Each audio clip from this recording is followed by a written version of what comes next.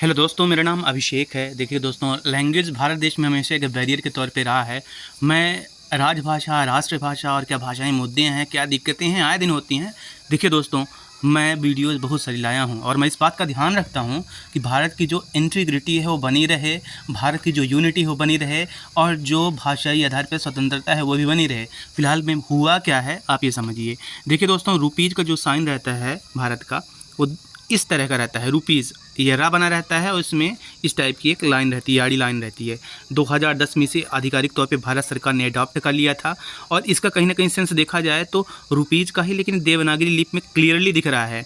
और ये जो आप तमिलनाडु स्टेट बजट जो 2025 का और 26 का पेश की है 2025 में, तो उसने क्या किया है कि रू जो तमिल भाषा में लिखा रहता है, मुझे तमिल नहीं आती फ़िलहाल, ये मेरी कमज़ोरी है। देखिए, मुझे भी तमिल या फिर कोई भी एक सदर्न लैंग्वेज आनी चाहिए अगर हम उनसे उम्मीद करते हैं कि आपको ये लैंग्वेज आए। फ़िलहाल के लिए अलग सी बात है, कोई इतनी बड़ी बात है नहीं। अचानक से एम.के. स्टैलिन जी अपने बजट में रुपीज़ की जगह पे ये वाला सिंबल ला देते हैं और वहीं से विवाद शुरू हो जाता है। ये काफ़ी इंटरेस्टिंग विवाद है, देश का बहुत बड़ा एक मुद्दा बन चुका है।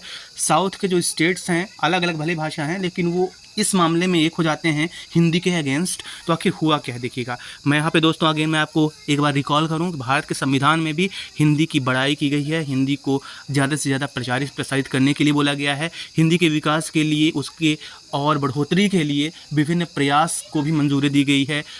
राज्य सरकारें, केंद्र सरकार इसके लिए प्रयत्न करे, इसकी भी कहीं ना कहीं सिफारिश की गई है भारतीय संविधान में। देखिए दोस्तों, मैं इसके संबंध में बहुत सारे वीडियो ऑलरेडी अपने चैनल पे बनाया हूँ। राजभाषा डिजिटल सॉफ्ट आप सर्च करते हैं तो आपको लगभग सारी वीडियोज़ आपको मिल जाएंगी। और अगर कोई कॉम्पिटेटिव एग्जाम की आप तैयारी कर रहे हैं तो वो भी आपके लिए काफ़ी यूजफुल होगा अगर किसी में राजभाषा संबंधित क्वेश्चन आते हैं। देखिए दोस्तों, हुआ क्या है, जो ये सिंबल है डीएम की गवर्नमेंट रिप्लेस की है, इसका मतलब क्या होता है, रू, ठीक है ना।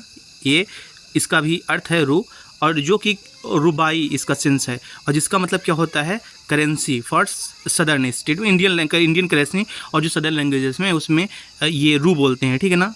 और मुझे इसका ज़्यादा आइडिया नहीं है कि ये लिखा क्या है एक्चुअली। अब देखिए दोस्तों, इस चिन्ह की जगह पे ये चिन्ह ला दिया गया स्टेट बजट में, तो ये कहीं ना कहीं देश की इंटीग्रिटी को एक हिसाब से तोड़ने का काम किया जा रहा है। ये भारत की माननीय फाइनेंस मिनिस्टर निर्मला सीतारमण जी बोलती हैं। और ये कहीं ना कहीं ये पॉलिटिकल गेन की वजह से जो पब्लिक है उनका ध्रुवीकरण किया गया, कहीं ना कहीं एक रीज़न ये भी बताया जा रहा है। देखिए दोस्तों, यहाँ पे जो 3 लैंग्वेज पॉलिसीज़ है, ठीक है ना, 3 लैंग्वेज पॉलिसी, उसको भी साउथ की स्टेट्स आए दिन डिनाई कर रहे हैं। न्यू एजुकेशन पॉलिसी को लागू करने से इन्होंने मना कर दिया कि तमिलनाडु में नहीं लागू होगा। 3 लैंग्वेज पॉलिसी है, 3 भाषा सूत्र जो है वो कहता क्या है कि आप आपके स्टेट में इंग्लिश लैंग्वेज तो पढ़ाइए ही, ठीक है ना, इंग्लिश लैंग्वेज पढ़ाइए, साथ में आपकी जो लोकल लैंग्वेज, मान तमिलनाडु तो वहाँ की तमिल लोकल लैंग्वेज है, उसके साथ आप तीसरी भारत की कोई भाषा चुनिए और उसमें आप हिंदी मिक्स करिए, हिंदी इंग्लिश रहे और तीसरी आपकी लोकल लैंग्वेज रहे।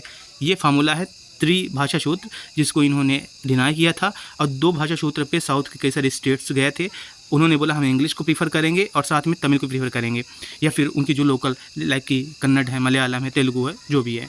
तो इससे इनका ये कहना है कि हम हिंदी ग्लोबल लैंग्वेज नहीं है जो हमें फोर्स कराई जा रही है, और इन माध्यमों से कि हम ये देवनागरी में ये लिखा गया है, हमें ये दिया जा रहा है, न्यू एजुकेशन पॉलिसी में हिंदी को सीखने पे जोर दिया जा रहा है। तो कहीं ना कहीं ये संस्कृतकरण का, या फिर जो भारतीय दूसरी भाषा हिंदी है, तो उसका कहीं ना कहीं पे इम्पोजिशन है।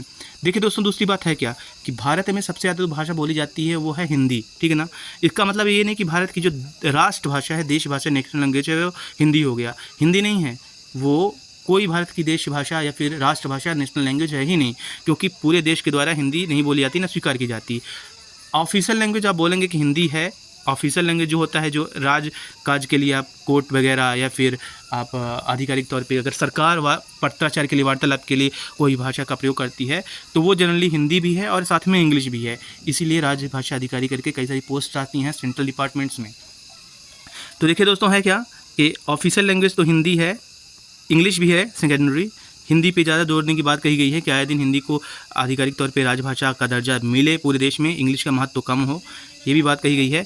लेकिन नेशनल लैंग्वेज नहीं है, नेशनल लैंग्वेज कोई नहीं है, सबकी स्टेट्स की अपनी लैंग्वेजेस हैं। लेकिन स्टेट लेवल पे देखा जाए, जैसे कि इन्होंने बजट पेश किया था, तो स्टेट में इनका जो राजभाषा है सभी का, उनकी जो लोकल मदर टंग रहती है वो हो जाती है। तो ये पूरा विवाद है दोस्तों। इसमें देखिएगा स्टालिन जी ने तो ये किया, अब भारत की सरकार ने जो होम मिनिस्ट्री है उसने क्या किया आप ये देखिए। जो गृह मंत्रालय भारत सरकार का की वेबसाइट है उसका जो URL है वो हिंदी में कर दिया गया है।